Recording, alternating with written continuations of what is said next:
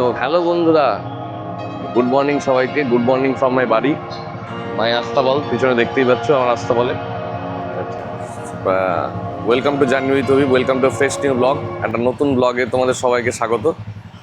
তা আজ এখন ঘড়িতে সময় হয়েছে দেখিনি এই 8:39। আমি যাচ্ছি আজকে আমার হোয়াইট হর্সের একটু চেক আপ দরকার আছে, ট্রিটমেন্ট করাতে নিয়ে যেতে হবে। জোকস অ্যাপার্ট, হোয়াইট হর্সের আজকে থার্ড ফ্রি সার্ভিস, যেটা 10,000 কিলোমিটারের মধ্যে, 9,500 থেকে 10,000 কিলোমিটার। তো অলরেডি আমার এখানে দেখতে পাচ্ছ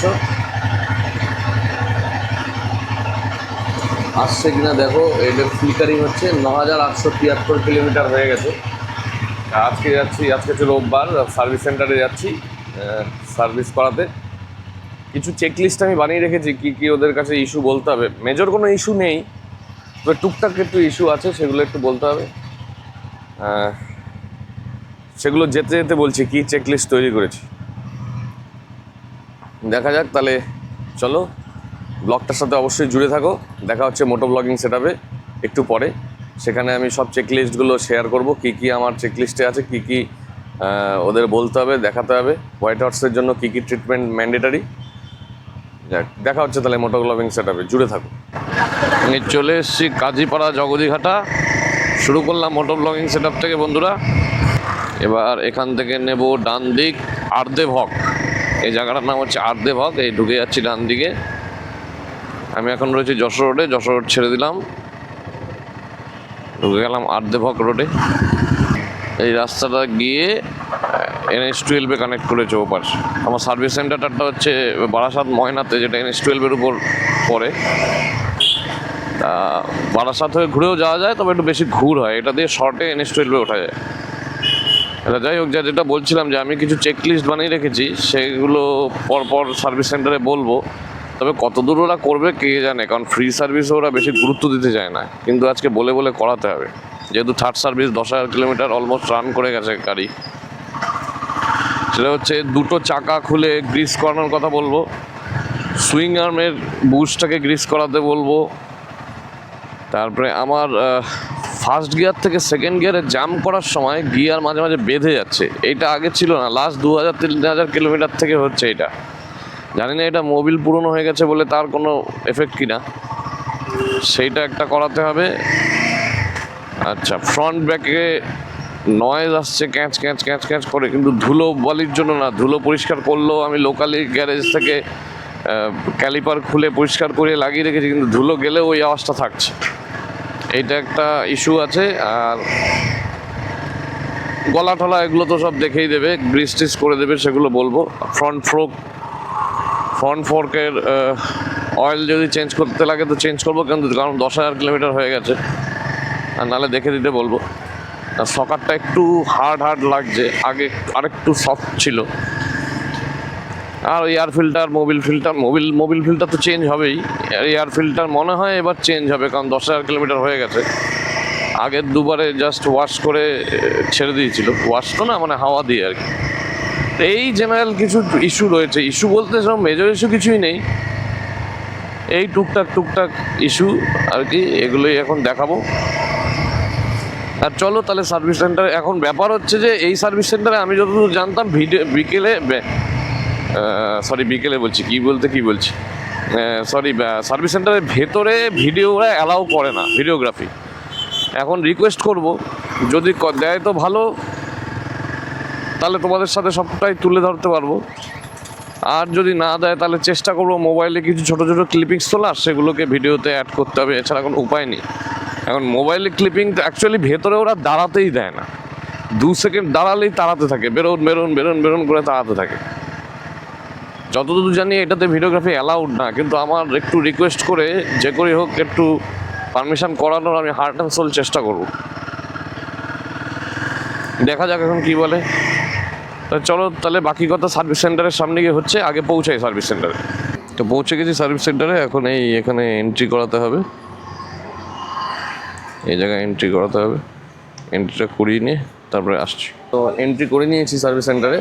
এই হচ্ছে সার্ভিস সেন্টারের বেগুলো, যদিও এখনও কোনো সার্ভিস প্রোভাইডার আসেনি, 10টার থেকে শুরু হয়, এখন 9:24 বাজে। তা আমার কত নম্বরে আছে, 7 নম্বরের সিরিয়াল। তা দেখি আসুক।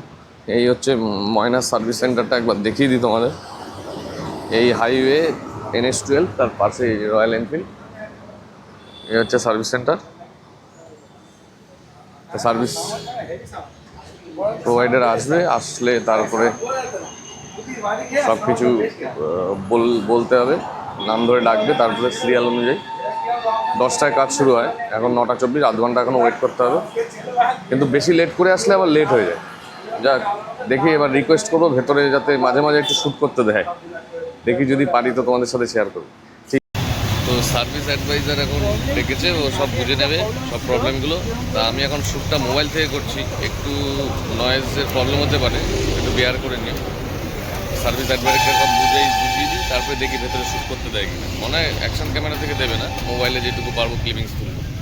তো সার্ভিস অ্যাডভাইজার এখন বাইক নিয়ে গেছে বাইকটা টেস্ট করতে, কি যা যা প্রবলেম বললাম সেগুলো দেখবে। জানি না অডিওটা কতটা আসছে, ভালো আসছে না খারাপ আসছে, দেখে আসুক, তারপরে কি বলে দেখে। আমার প্রবলেমগুলো তো সবই বললাম।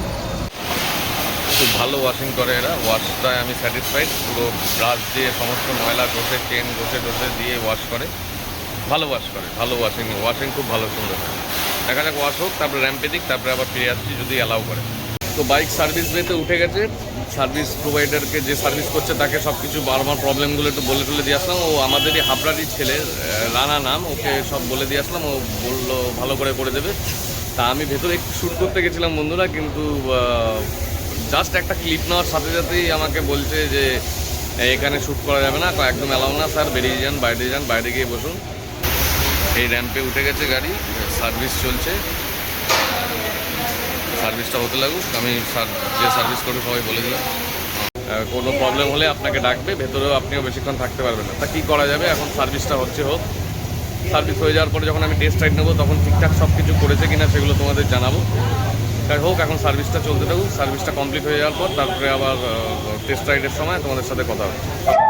তো সার্ভিস ডান। এই যে আমার হোয়াইট হর্স দাঁড়িয়ে আছে, সার্ভিস অ্যাডভাইজার গাড়িটা চালিয়ে চেক করে আসলো, বললো যে সব ঠিক আছে স্যার, আপনি একটু চালিয়ে দেখুন। তা আমি এখন একটু টেস্ট রাইড নিয়ে নিচ্ছি, দেখি সামনের কী কী চেঞ্জ হয়েছে বলছি। টেস্ট রাইডটা আমি একটু নিয়ে নিই। ফার্স্ট স্টার্ট দিয়ে নিই আফটার সার্ভিস। হ্যাঁ, স্মুথ স্টার্ট হচ্ছে।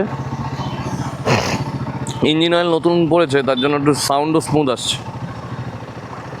আগের ইঞ্জিন অয়েলটা প্রায় 6000 কিলোমিটার চলে গেছিলো। ফার্স্ট গিয়ার দেখি, আচ্ছা ক্লাচ অ্যাডজাস্ট করেছে, ক্লাচ হাই আছে।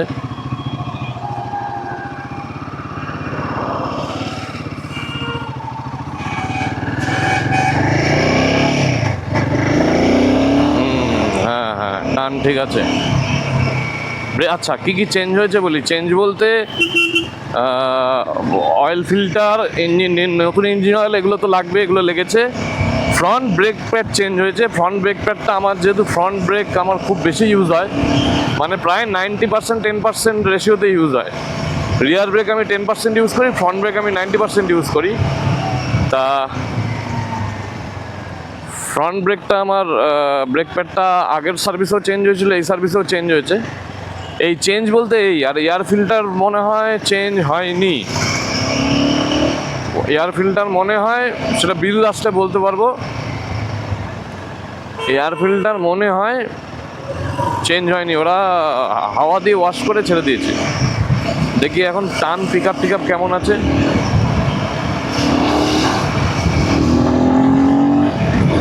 হ্যাঁ ঠিক আছে,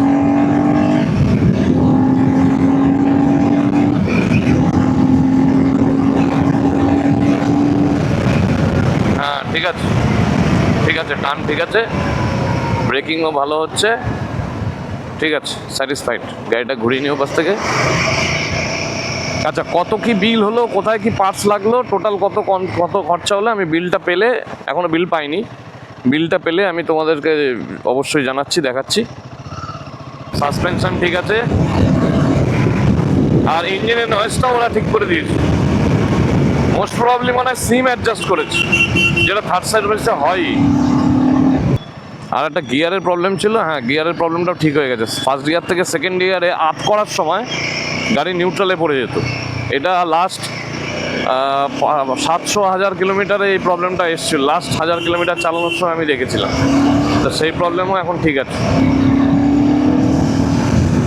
ওটা মোস্ট প্রবাবলি মোবিলটা পুরনো হয়ে গেছিলো বলে হয়তো হতে পারে, মোবিলটা নতুন ঢালার পর আবার ঠিক হয়ে গেছে।